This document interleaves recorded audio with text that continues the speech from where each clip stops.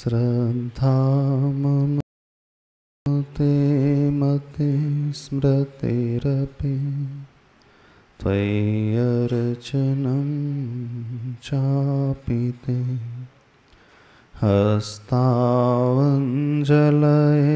कथा श्रुतिरतः करेणोक्षि सम्प्रेक्ष्यते सुस्तुत्यां व्यसनं शिरोनति परं सेवीदृशी येन ते तेजस्वी सुजनोऽहमेव सुकृति तेनैव तेजःपते। देवादिदेव चारार्थ श्री पार्श्वनाथ भगवान की, संत श्रोमणी आचार्य भगवान गुरुदेव श्री विद्यासागर जी महाराज की, पूज्याचार्य श्री समय सागर जी महाराज की। बोलिए परम पूज्य समंग श्री वीर सागर जी महाराज जी की।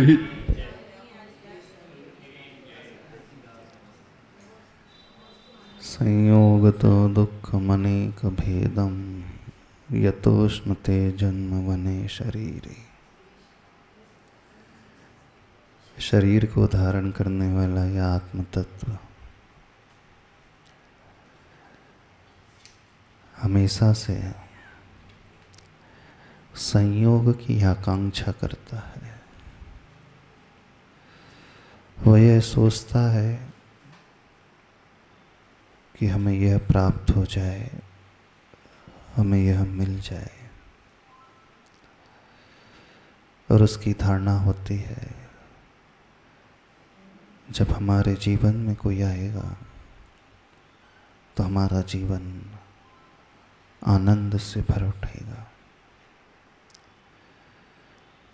लेकिन आचार्य भगप्रवर अमित गति स्वामी जी कुछ विपरीत कह रहे हैं। संयोग तो दुखम अनेक भेदम। जब जब भी संयोग होता है तो वह संयोग दुख को उत्पन्न करने वाला होता है। संयोग का अर्थ है मिल जाना। जब भी इस आत्म तत्व में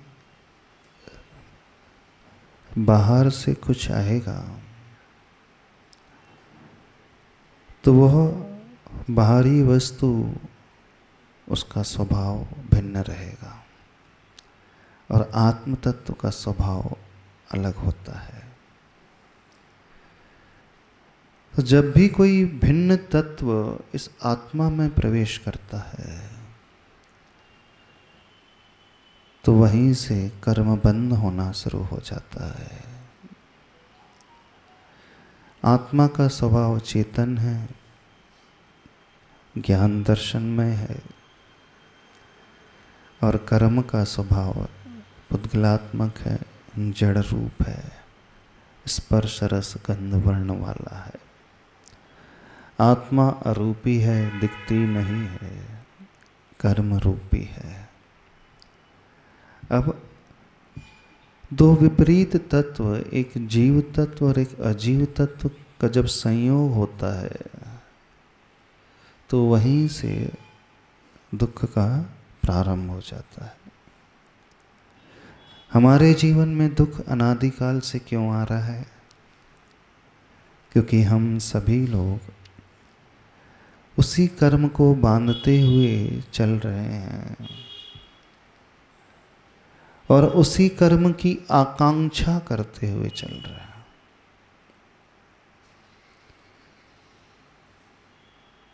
शायद बात समझ में नहीं आ रही होगी, छोटे से उदाहरण से बात समझाते हैं। जब जब हमारी आंखों में थोड़ा सा भी धूल का कण चला जाए, तिनका चला जाए, तो क्या होता है? हमारी आंख स्वीकार कर लेती? नहीं करती। क्या आने लगता है आंख में से? तुरंत पानी आने लगता है। हमारे पैर में यदि कांटा चुभ जाए तो क्या होता है? दर्द होने लगता है। हमारे शरीर में बैक्टीरिया आ जाए, वायरस आ जाए तो क्या हो जाता है? बीमार हो जाते हैं। जैसे कोरोना में क्या हुआ था? वायरस आ गया था, वायरस फैल गया था तो व्यक्ति को सर्दी जुकाम अलग प्रकार से फ्लू आदि होने लगा था, बुखार आने लगा था। तो जो इस शरीर का गुणधर्म नहीं था, इस शरीर में कोई दूसरा तत्व आ गया। अब देखना, शरीर भी जड़ है, पुद्गल है, और शरीर में प्रवेश करने वाला कांटा भी जड़ होता है। दोनों ही जड़ है। आँख भी हमारी जड़ है, पुद्गलात्मक है। आँख में प्रवेश करने वाला धूल का कण भी, वो भी जड़ होता है। अब दोनों एक ही फैकल्टी के द्रव्य है, दोनों पुद्गल हैं। एक पुद्गल में दूसरा पुद्गल चला गया तो उस पुद्गल ने उस धूल के कण को एक्सेप्ट नहीं किया नहीं। जो हमारा है नहीं और जो बाहर से आया है तो नियम से वह दुख देता ही देता है। वहीं से आंसू आते हैं। कांटा भीतर चुभता है, अब कांटा भी पुद्गल है, वो दर्द देता है। वायरस अथवा बैक्टीरिया, अब वो तो जीव है ना? बैक्टीरिया तो जीव होता कि नहीं? शरीर में कीड़े पड़ जाते हैं तो कीड़ा भी एक जीव है। एक इंद्रिय हो तो वो भी जीव है, और हम भी जीव है। अब इस शरीर में दूसरा कीड़ा आ गया तो शरीर को भी और इस आत्मा को भी, दोनों को पीड़ा पहुंचाने वाला हो गया। ये पीड़ा कौन पहुंचाता? वो कीड़ा है ना? नहीं पहुंचा, वही तो पहुंचा रहा है। अब इस आत्मा में कर्म आ गए। अब कर्म पुद्गल है लेकिन आत्मा जीव है, चेतन है। अब दो द्रव्य जो भिन्न स्वभाव वाले आ गए, वह भी पीड़ा देने वाले हो गए। यानी कहने का अभिप्राय है, जब भी संयोग होगा, चाहे सिमिलर क्वालिटी वाला द्रव्य हो, सेम फैमिली वाला द्रव्य हो, चाहे दूसरे क्वालिटी वाला, दूसरी फैकल्टी को लेकर, एक जीव है एक अजीव है, वहाँ भी पीड़ा पहुँच रही है। आँख में धूल पहुँच रही थी, वहाँ पे सिमिलर फैकल्टी पुद्गल में प्रवेश हो रहा था तो भी आंसू आ रहे थे। शरीर में कांटा चुभ रहा था तो भी पीड़ा हो रही थी। आत्मा में कर्म बंधे तो क्या हुआ? हमारी आत्मा में कर्म अनादि काल से बंधे हुए हैं। आत्मा का स्वभाव जीवात्मक है, चेतनात्मक है, ज्ञान दर्शन वाला है। आत्मा हमारी अनंत सुख को लिए हुए अनंत शक्ति वाली है, अनंत ज्ञान वाली है। लेकिन इतनी होते हुए भी, इतनी शक्ति होते हुए भी, वह दूसरा द्रव्य आ गया, पुद्गल कर्म द्रव्य आ गया तो वह हमें घुमाने लगा, भटकाने लगा, दुख पहुंचाने लगा। तो फिर आचार्य भगवान को लिखना पड़ा, संयोग तो दुख मनेक भेदम यतोष्णुते जन्म वने शरीरी। यथा अश्नुते, यह शरीरी यानी शरीर को धारण करने वाली आत्मा इस दुख को भोगती चली आ रही है। अब यदि हम अपने पैर के दर्द से मुक्ति पाना चाहते हैं तो क्या करना चाहिए? जिसमें कांटा चुभा था, कब तक वो पीड़ित करता है? जब तक उसमें कांटा, भला ही छोटा सा फांस का इतना सा हिस्सा भी उसमें रह जाए, तब तक वो चुभते ही रहता है। अब उस दर्द से मुक्ति कब मिलती है? या तो आप सुई से उस कांटे को निकाल दो, और आपने सुई से नहीं निकाला तो क्या होगा? अब उसमें मवाद बनने लगेगी, अंदर वो फांस का हिस्सा रह जाएगा तो धीरे धीरे वो मवाद बनाने लगता और घाव पैदा करने लगता है। बेसिकली वो दर्द नहीं पैदा कर रहा है, अपनी शरीर की सुरक्षा के लिए हमारा शरीर स्वयं ही, उस रक्त में रहने वाला रक्त स्वयं ही एक प्रकार से एक प्रोटेक्टिव लेयर बनाता है। रक्त में रहने वाली WBCs जो है वही सबसे आगे खड़े हो जाते हैं और वो वाइट ब्लड सेल्स फिर बाद में मवाद का रूप ले लेते हैं। वो हमारे शरीर में रहने वाली एक आर्मी है, एक सेना है और शरीर की रक्षा करती है। अब इस शरीर में कोई भी शत्रु पक्ष आ गया, जैसे देश में कोई शत्रु पक्ष अटैक करता है तो बॉर्डर में क्या है, मिलिट्री होती है, BSF होती है, बॉर्डर सिक्योरिटी फोर्स होती है।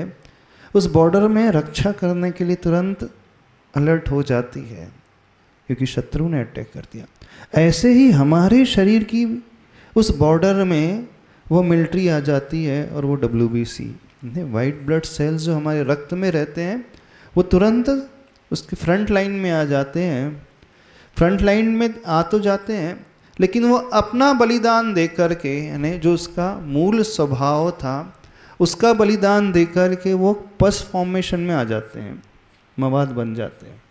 मवाद क्यों बनता है, क्यों बनती है हमारे शरीर में, पता है आपको? मवाद इसलिए बनती है कि वो कांटे को एक्सेप्ट नहीं कर पा रही है। जब मवाद बन जाती है फिर चीरा लगा करके उसको मवाद को निकाली जाती है तो उस मवाद के साथ वो कांटा भी बाहर आ जाता है।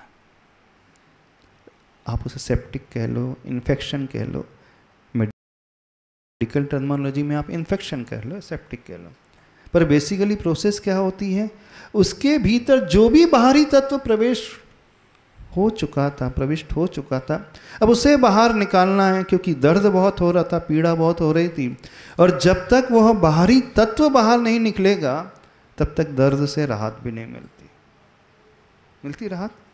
जैसे ही मवाद निकल गई बाहर, वो सेप्टिक था वो बाहर निकल गया, इन्फेक्शन बाहर निकल गया, फिर क्या होता है, एकदम दर्द शांत हो जाता है। आंखों से धूल का कण बाहर निकला तो आंखों से पानी आना बंद हो जाता है। तो हमारा दर्द कब शांत होगा, आंखों की पीड़ा कब शांत होगी, जो भी बाहर से भीतर आया था उससे निकालना होगा। अब हमारी आत्मा कब स्वस्थ होगी, जो कर्म आ गए थे वो बाहर निकल जाए। शरीर कब निरोग होगा, जब इसमें से वायरस बाहर हो जाएगा अथवा बैक्टीरिया फ्री हो जाएगा। तो जो भी भीतर प्रविष्ट हो चुका था, जब तक वो निकलता नहीं है, चाहे वो शरीर हो चाहे वो आत्म तत्व हो, वो हमेशा दुखी बना रहता है। फिर आचार्य भगवान को कहना पड़ा ततस्त्रिधासो परिवर्जनीयो, इसलिए 3 प्रकार से, मन से, वचन से, काय से, इस संयोग को हमें परिवर्जित करना चाहिए, इस संयोग को हमें दूर करना चाहिए। यानी जो भी बाहरी तत्व हमारे भीतर आ गया है उसे हम दूर करने की कोशिश तुरंत कर देते हैं, और जब वो दूर हो जाता है वहीं से वो रिलैक्स और आनंद का भाव पैदा होता है। तो बात को समझ में आ रही है, नहीं समझ में आ रही? लेकिन हर संसारी व्यक्ति कुछ ना कुछ संयोग ही चाहता है ना, संयोग। यानी बाहर के कंकड़ को, धूल के, मिट्टी के कण को वो प्रवेश कराना चाहता है, और उसे लगता है कि उस संयोग से मैं सुखी हो जाऊंगा। जहाँ जहाँ संयोग होता है नियम से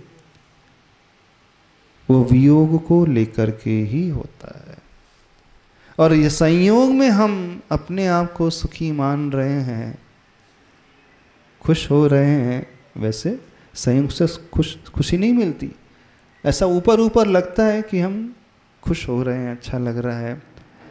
आज का वो कंकड़, आज का छोटा सा कांटा, वो बाद में जाकर के बड़ा पीड़ादायक होता है। तो फिर आचार्य भगवान रास्ता बता रहे हैं, तो रास्ता क्या है? आंखों में धूल ना डाली जाए। रास्ता क्या है? कांटा भीतर प्रविष्ट ना हो। रास्ता क्या है? शरीर में कोई वायरस प्रवेश ना ले ले।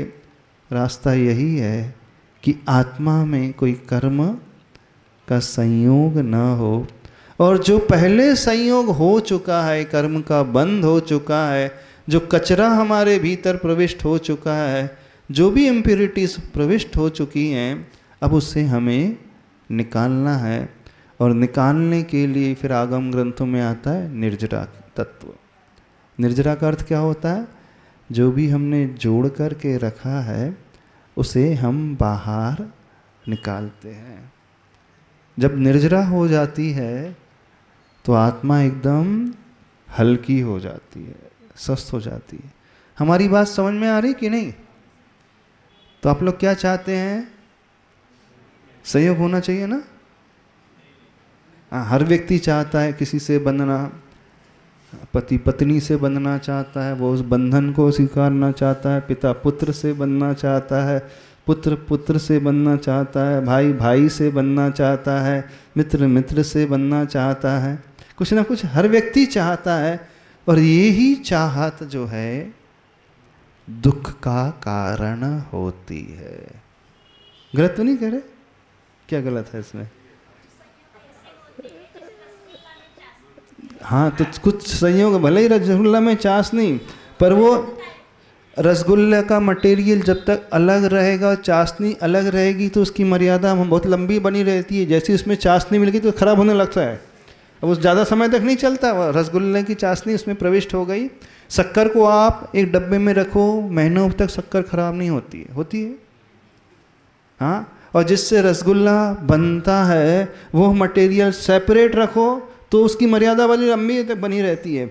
जैसे ही संयोग हो गया, अब उसकी मर्यादा 24 घंटे, 6 घंटे, 8 घंटे, 8 घंटे के बाद वो खराब होने लगता है। देखो, गेहूं आप कितना स्टॉक करके रख सकते हो? जैन लोग कितना गेहूं स्टॉक करते? साल भर का। साल भर का खराब होता है गेहूं? और जैसे ही गेहूं में पानी का संयोग हो जाए, यानी आप कहो कि गेहूं से हमने पूड़ी बना ली, रोटी बना ली, पानी मिला कर के व्यंजन बना लिया। अब गेहूं वही है, गेहूं में कुछ भी मिल गया। गेहूं को पीस करके जब आटा बनाया जाता है, बाहरी कोई भी तत्व मिला, 6 घंटे 8 घंटे। रोटी कब तक चलती है? रोटी की मर्यादा कितनी होती है? कब खराब हो जाती है? 6 घंटे में। पराठा हो, पूड़ी हो, तो 24 घंटे तक हम बता रहे हैं, तो तुरंत वो खराब होता है। यानी, और वो ही गेहूं 1 वर्ष तक सुरक्षित रहता है। और गेहूं में पानी मिला तो तुरंत, यदि आप गेहूं पीसो भी ना और उसमें मॉइस्चर आ जाए और ऐसी रख दो तो उसमें फफूंद आ जाएगी, है ना? गीला गेहूं जब सुखाते हो छत पे, बारिश आ जाए और उसे ऐसी पैक करके रख दो, मॉइस्चर आने के बाद कब तक रहता सुरक्षित? नहीं होता। 1 दिन 2 दिन बाद ही उसमें फंगस आने ही लगेगी। तो फंगस उत्पन्न होती ही तब है जब मॉइस्चर कंटेंट उसमें आ जाता है। कहने का अभिप्राय, जब भी कोई बाहरी तत्व उसमें आएगा किसी भी वस्तु में, वह तुरंत खराब होना प्रारंभ कर देता है। घी जानते? शुद्ध घी, उसकी मर्यादा कितनी रहती है पता है आप लोगों को? शुद्ध घी की मर्यादा कब तक रहती है? आयुर्वेद में ऐसी भी औषधि होती हैं जिसके लिए कहा गया है 100 वर्ष पुराने घी के साथ ये दवा ली जाएगी तो ज़्यादा प्रभाव इसमें डालती है। 100 वर्ष प्राचीन घी, यानी इतना पुराना घी आँख में डालते हैं, दवा मिला करके डालते हैं, यानी 100 वर्ष तक सुरक्षित तो रहता क्यों? घी कब तक सुरक्षित रहता है? उसकी कोई मर्यादा नहीं, क्योंकि वह शुद्ध हो चुका है। और उसी घी में 1 बूंद पानी आ जाए, क्या हो जाए? 1 बूंद पानी आते ही अभी घी से दुर्गंध आने लगती है। जो घी 100 वर्ष तक चलने वाला था, वैसे घी की कोई पर मर्यादा नहीं होती है। क्यों? क्योंकि वो शुद्ध हो चुका है। एक बूंद पानी मिला, संयोग हुआ, तो वहीं से वह दुर्गंधित होना प्रारंभ कर देता है। इस कारण आचार्य भगवान लिखते हैं, संयोग तो दुख मनेक भेदम तो स्नुति जन्म वने शरीरी ततस्त्रिधासौ परिवर्जनीयो। मन से, वचन से, काय से हम उस संयोग से ऊपर उठना सीखें और यही भावना भाए कि हे प्रभु हमें संयोग से ऊपर उठा लो। अब ऐसी स्थिति बन जाए कि जीवन में, आत्मा में कभी किसी का संयोग हो ही ना। जब तक ये भावना नहीं करेंगे तो आत्मा की शुद्धि कैसे होगी? तो भावना कौन सी करना चाहिए? संयोग से ऊपर उठने की।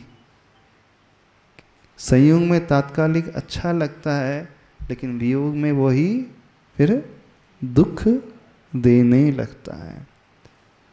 जब हेलो कोई मिलता है तो आप उसे हेलो करते हो, जब वो जाता है तो सी ऑफ करते हो। जब रिसीव करते हो तो हेलो करते हो। ऐसे होता है। तो रिसीव करने का आनंद होता है, फिर वो जाता है तो दुख होता है। तो यदि हम उस दुख से बचना चाहते हैं तो क्या करना चाहिए हमें? सावलकर जी को बताओ क्या करना चाहिए? समता भाव। अरे संयोगी ना हो तो टेंशन ही फ्री, ना रहेगा बांस ना बजेगी बांसुरी। हम संयोगी नहीं है तो वियोग का टेंशन ही नहीं है। कुछ समझ में आ रही बात? नहीं समझ में आ रही। तो हमें ये भावना भाना चाहिए प्रभु के पास आकर, प्रभु आप इसलिए सुखी हैं क्योंकि आपने उस संयोग को पास में आने ही नहीं दिया। और एक बार जो प्रभु बन जाते, भगवान बन जाते हैं, फिर वो हमेशा के लिए शुद्ध हो जाते हैं और उनकी आत्मा में किसी प्रकार का कोई संयोग नहीं होता है। तो दृष्टि ये रहे तो जीवन बड़ा आनंद से भरता है और उस आनंद को पाने का प्रयास करता है। अब आप कहोगे महाराज जी ये तो शुद्ध की बात है, संसार में रहते रहते ऐसा थोड़ी होता है। होता है क्या ऐसा? अभी एक परिवार में रहेंगे तो संयोग तो करना हो ही जाएगा, हो जाएगा ना। बिना संयोग के, बिना बंधन के तो रह ही नहीं सकते, और उसके बिना जीवन में कुछ रहता भी नहीं, आनंद भी नहीं आता। तो फिर क्या करें?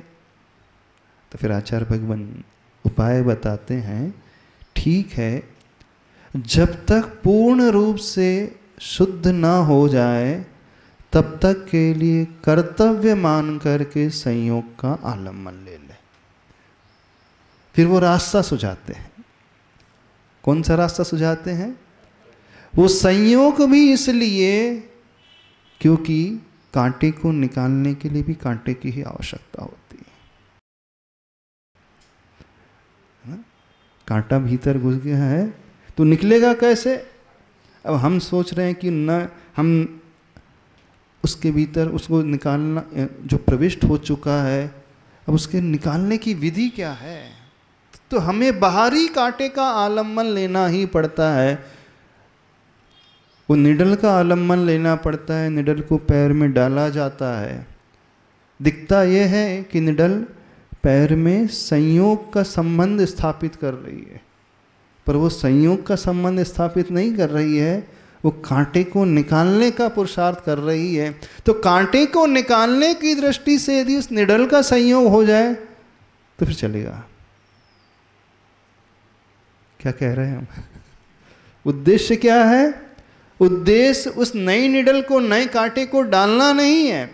बाहर से यही दिखता है कि हम एक और कांटा डाल रहे हैं, एक और निडल डाल रहे हैं, पर निडल नहीं डाल रहे हैं।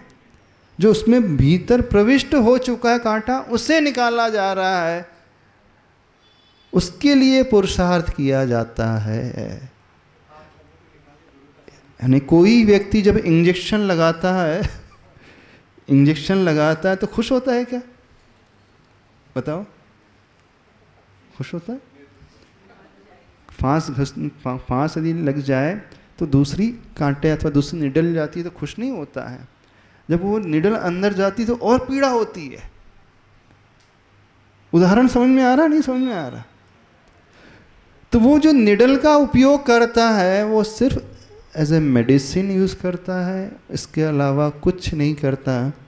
तो कोई भी व्यक्ति मेडिसिन से राग का भाव करता है, दवाई बहुत अच्छी है, इसके बिना जिया नहीं जा सकता, हाँ बड़ी अच्छी दवाई है।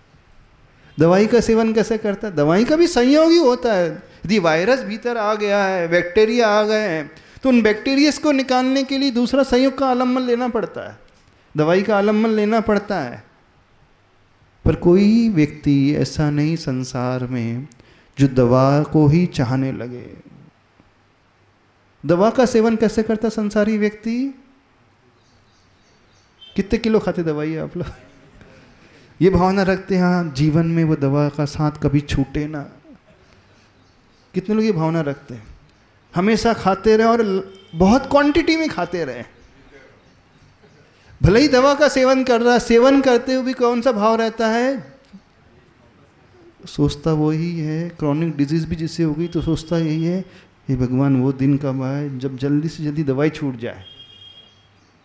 ये भावना होती कि नहीं? पेशेंट जो होता है दवाई खाते हुए भी मजबूरी से खाता है, वह संयोग लेते हुए भी मजबूरी से लेता है, और उसका उद्देश्य जो बाहरी तत्व भीतर प्रविष्ट हो चुका है, जो बैक्टीरिया अथवा वायरस प्रविष्ट हो चुके हैं, उनको हमें निकालना है। जब तक वो पूरे नहीं निकलेंगे तब तक मैं स्वस्थ नहीं हो पाऊंगा, इसलिए वो दवा का सेवन करता रहता है।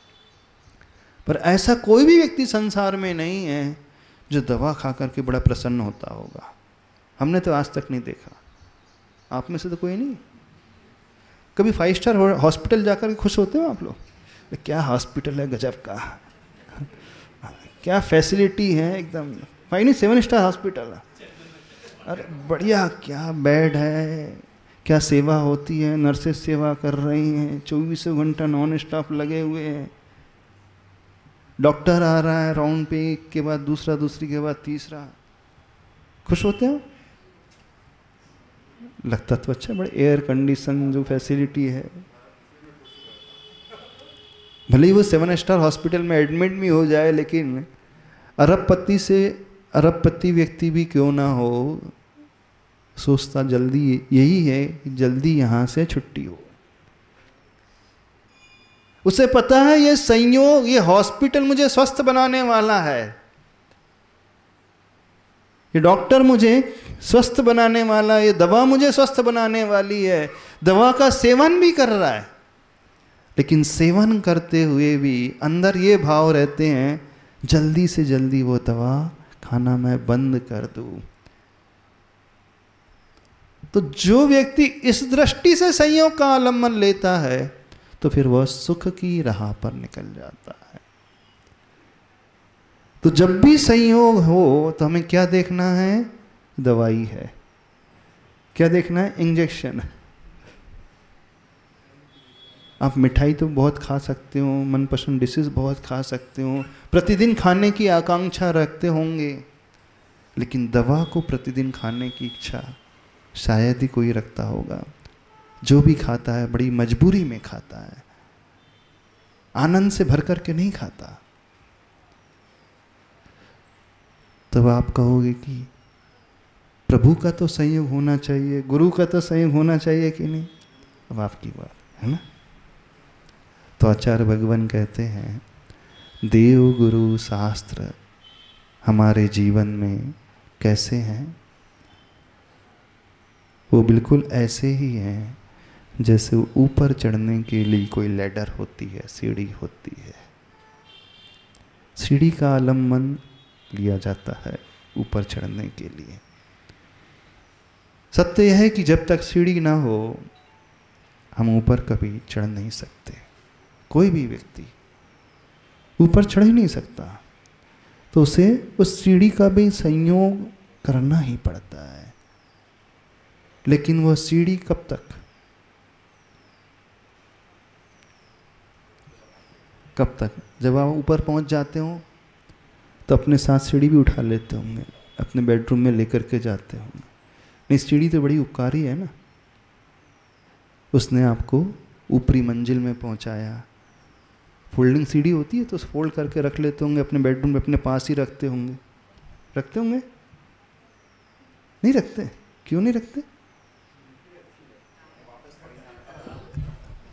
सीढ़ी ने उपकार किया है, सीढ़ी के संयोग से तो हम ऊपर उठे हैं। सत्य है कि सीढ़ी का बहुत उपकार है, लेकिन ऊपर पहुंचने के पश्चात सीढ़ी को छोड़ा नहीं जाता, सीढ़ी तो छूट जाती है। और जो सीढ़ी इसको पकड़ करके बैठ जाए तो फिर कभी ऊपर भी नहीं पहुंच सकता। पहुंच सकता है? 10 स्टेप से 8 स्टेप चढ़ गया, वो 9 स्टेप चढ़ गया। हर स्टेप चढ़ने के पश्चात वो देख रहा है क्या गजब का उपकार कर रही है सीढ़ी मेरे लिए। मैं एकदम जमीन में था, इस सीढ़ी ने मुझे जमीन से इतना ऊपर उठा दिया। 1 फीट 2 फीट 9 फीट तक आ गया। अब 1 फीट और चढ़ना है, 10वीं सीढ़ी और चढ़ना है, उसके बाद छत पर हम पहुंच जाएंगे। लेकिन जिसने इतना उपकार किया है, 9 फीट तक ऊपर उठाया है, अब मैं इसे कैसे छोड़ूं? वो सीढ़ी को पकड़ करके बैठ जाए तो क्या होगा? क्या होगा? छत पर तो नहीं पहुंच पाएगा, मंजिल तक तो नहीं पहुंच पाएगा। प्रभु भी हमारे लिए बस उसी की भांति हैं। देव गुरु शास्त्र हम सब के लिए वैसे ही है, उपकारी हैं, उनका संयोग आवश्यक है। क्योंकि हमारे भीतर ऐसे ऐसे कांटे चुभे गए हैं, ऐसे ऐसे कांटे भीतर प्रविष्ट हो चुके हैं जो हाथ से नहीं निकल सकते, कोई नहीं निकाल सकता। उन कांटों को भीतर से निकालने के लिए हमें देवगुरु शास्त्र रूपी इंजेक्शन का आलम्बन लेना ही पड़ेगा। पर इंजेक्शन की उपयोगिता बस वहीं तक है, उसके बाद नहीं। जब तक आप इंजेक्शन का यूज करते हैं अथवा दवाई का यूज करते हैं तो दवाई की बड़ी केयर करते हैं, अच्छे से रखते हैं, ऐसे करते हैं। और दवाई का उपकार भी मानते हैं, डॉक्टर का भी उपकार मानते हैं। जिस डॉक्टर ने आपको दवा दी, जिस डॉक्टर ने आपका ऑपरेशन किया, उसका भी उपकार मानते हैं। लेकिन बाद में यही तो सोचते भगवान कभी डॉक्टर के पास पुनः ना आना पड़ जाए। नहीं सोचते? मजबूरी में जाना पड़ता है, फिर से जाना पड़ता है, क्योंकि व्यक्ति फिर बीमार पड़ जाता है तो फिर से डॉक्टर के पास जाना पड़ता है।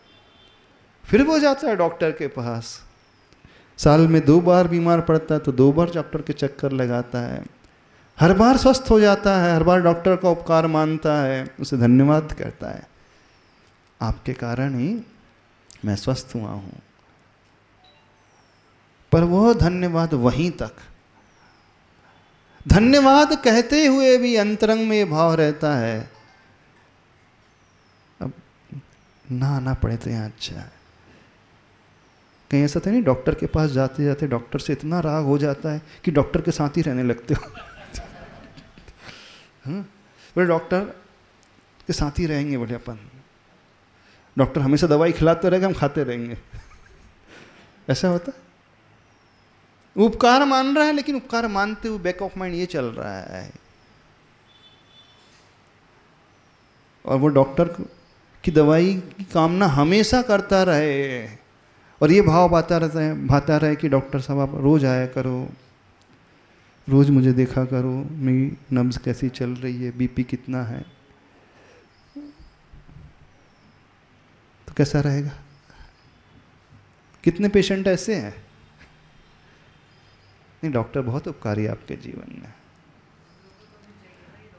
तो डॉक्टर आपका मित्र भी हो सकता है, पर अंतरंग में तो यही भाव रहता है, हे प्रभु कब आए वो दिन आए कि डॉक्टर से मैं ऊपर उठ जाऊं। कुछ समझ रहे हो? नहीं समझ रहे? तो क्या करना है, क्या समझना है? पर हम सभी संसारी ऐसे हैं कि ये जानते हैं, फिर भी हम डॉक्टर के पास ही जाने की कोशिश करते।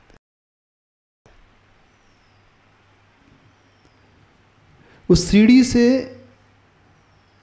इतने जुड़ जाते हैं, उस सीढ़ी का उपकार इतना मानते हैं कि सीढ़ी को छोड़ने को ही तैयार नहीं होते।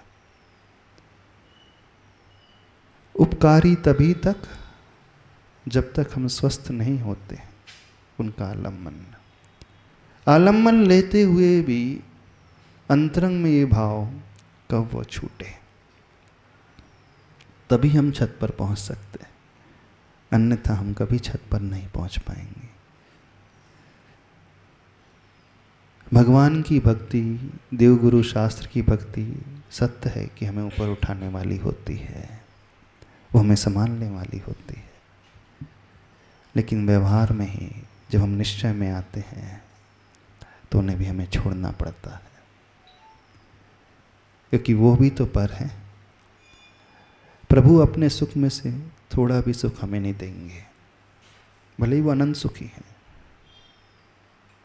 पर सत्य है कि उनके अनंत सुख में से बहुत कुछ बांट भी दिया जाएगा तो उन्हें कोई फर्क नहीं पड़ने वाला, कभी नुकसान नहीं होने वाला उनका। इतना होते हुए भी वो अपने सुख में से थोड़ा भी रंच मात्र भी हमें नहीं देंगे, वह तो हमें स्वयं उद्घाटित करना होगा। वो हमें रास्ता दिखा देंगे, चलना तो हमें स्वयं होगा। उनकी उपयोगिता बस भक्ति तक, व्यवहार तक। भक्ति करते हुए भी लक्ष्य हमारा यह नहीं है कि हम प्रभु को पाएं, भक्ति करते हुए भी लक्ष्य ये होता है कि हम अपने आप को पाएं, क्योंकि प्रभु भी पर हैं, और जब जब पर हमारे भीतर आएगा तो हमें दुख देगा। दूसरा तत्व है,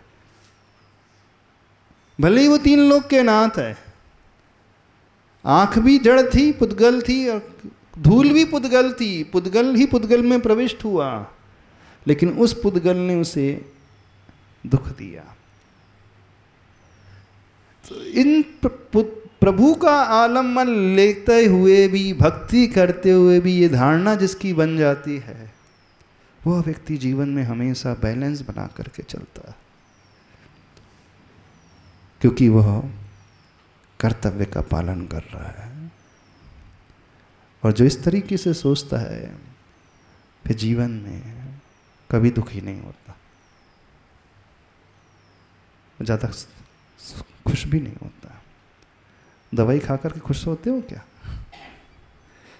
पर दवाई आप हे बुद्धि से नहीं खाते हो, उपादेय बुद्धि से खाते हो, क्योंकि दवाई के प्रति घृणा का भाव आ जाएगा तो दवाई नहीं लगेगी, उसके प्रति भी आदर का भाव, श्रद्धा का भाव, यह सोच करके ये दवा ही मुझे ठीक करेगी, यह सोच करके कि ये डॉक्टर ही मुझे ठीक करने वाले हैं, उस डॉक्टर के प्रति भी कृतज्ञता का भाव। पर वहीं तक जब तक हम निरोगी ना हो जाएं, तभी तक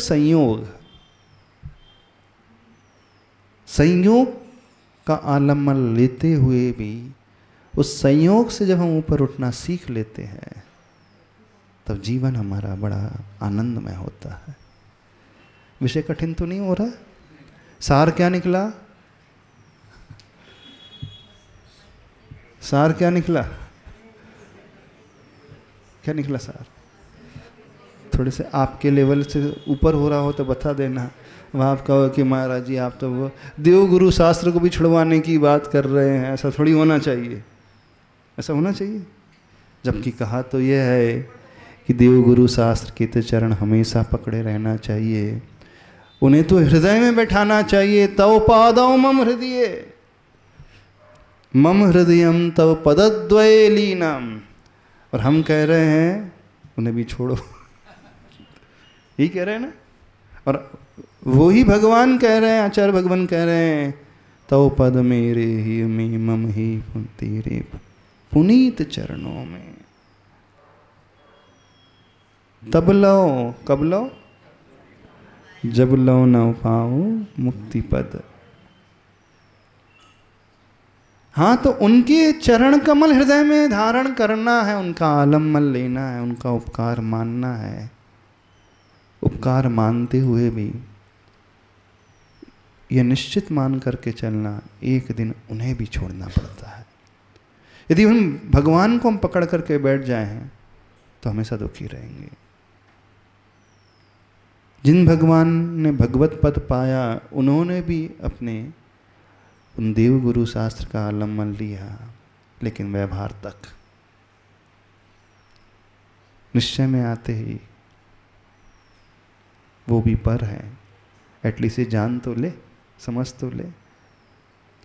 और इस ज्ञान को यदि हम अपने अंदर लाते हुए सारी क्रिया करेंगे तो फिर हमें कभी दुख नहीं होगा। उपकारी का स्मरण हमेशा, प्रभु का स्मरण हमेशा, अंतिम श्वास तक। आचार्य भगवान का स्मरण अंतिम श्वास तक। लेकिन आचार्य भगवान अपने सुख में से, अपनी शक्ति में से, अपने ज्ञान में से हमें कुछ नहीं देंगे। वो हमारे लिए इतने ही उपकारी हैं कि उन्होंने रास्ता दिखा दिया। चलना हमें अपने पैरों पर है, वो हमें अपने कंधों पर बैठा करके नहीं चलाएंगे। तो क्या निष्कर्ष क्या निकल रहा है? संयोग तो दुख मनेक भेदम, दुख संदोह भागित्वम। स्टोप से पढ़ते हैं ना, त्यजामेनम ततः सर्वम मनोवाक्काय कर्म भी। इन्हें बैलेंस बना करके जीवन में हम चले तो सारे कर्तव्य का व्यक्ति पालन करते हुए भी कर्तव्य से ऊपर उठना बहुत जल्दी सीख जाता। यही इसका सार है। भक्ति में प्रभु का आलम्बन, आलम्बन लेना है, प्रभु की सेवा करना है, भक्ति करना है। ऐसा नहीं कि आप मंदिर आना छोड़ दो, नहीं, प्रभु की ही भक्ति करना, खूब सेवा करना। लेकिन दवाई तभी तक है जब तक हम बीमार हैं। बाहरी तत्व हमारे शरीर में है तभी तक दवाई। जिस दिन बैक्टीरिया बाहर हो गए, कर्म बाहर हो गए, उस दिन यह भी छूट जाएंगे। ये धारणा बना करके चलो। फिर आप जिंदगी में कहीं पर भी रह रहे हो, परिवार में किसके साथ भी रह रहे हो, आपको ज़्यादा दुख नहीं होगा। किसी का संयोग होने से भी दुख नहीं होगा और वियोग होने से भी दुख नहीं होगा। समझो तो सही इस बात को। कई लोग कोमा में चले जाते हैं किसी के वियोग होने पे, कई लोग डिप्रेशन में चले जाते हैं, कईयों को ब्रेन स्ट्रोक हो जाता है, हार्ट अटैक आ जाता है। वे लोग ऐसे होते हैं जो इस मूल तत्व को नहीं पकड़ पाते हैं और उसी में बहते चले जाते हैं। कठिन साधना है थोड़ी, दृष्टि कठिन है नहीं, हाँ कठिन तो है लेकिन रास्ता यही है। तो प्रभु की भक्ति, देवगुरु शास्त्र की भक्ति, जब तक हमारी श्वास है, आचार्य भगवान की भक्ति जब तक हमारी श्वास है कभी न छूटे। लेकिन तभी तक जब तक हमारी आत्मा अपने में न आए। समय हो गया, क्या करना है? वो शुद्ध दशा बाद में आएगी। अभी सब संसारी हो, सबके पैर में बहुत सारे कांटे चुभे हैं, तो बहुत सारी निडल्स की आवश्यकता है। उसमें 3 निडल हैं, देव, गुरु और शास्त्र। इनका आलम्बन लेना है और डॉक्टर के पास जाकर के इनसे इलाज कराना है। और डॉक्टर जो हमारे जीवन में वो गुरु ही होते हैं, जो हमारे लिए दवा लगाते हैं, है ना। हाँ, दवा लगाते हैं, ऑपरेशन करते हैं, सहलाते हैं, पट्टी बांधते हैं और चीरा भी लगाते हैं। इनका भी आलम वहीं तक लेना। हाँ, बिना उन डॉक्टर के कुछ होगा नहीं, बिना देवगुरु शास्त्री कुछ होगा भी नहीं, पर बैक ऑफ माइंड वो बात भी हमारे ज्ञान में रहे। बोले संत शिरोमणि आचार्य भगवान गुरुदेव श्री विद्यासागर जी महाराज की।